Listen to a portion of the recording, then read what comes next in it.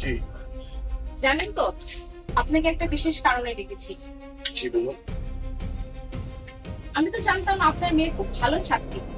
মারামারিটা কবে রপ্ত করলো আপনার মেয়ে?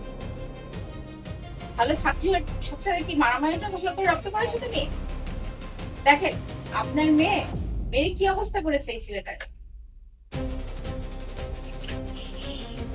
কি হয়েছিল মা? বাবা, এই ছেলেটা প্রত্যেকদিন আমাকে ডিস্টার্ব করতো, আর আজকে তো বেশি বেশি করে ফেলেছে।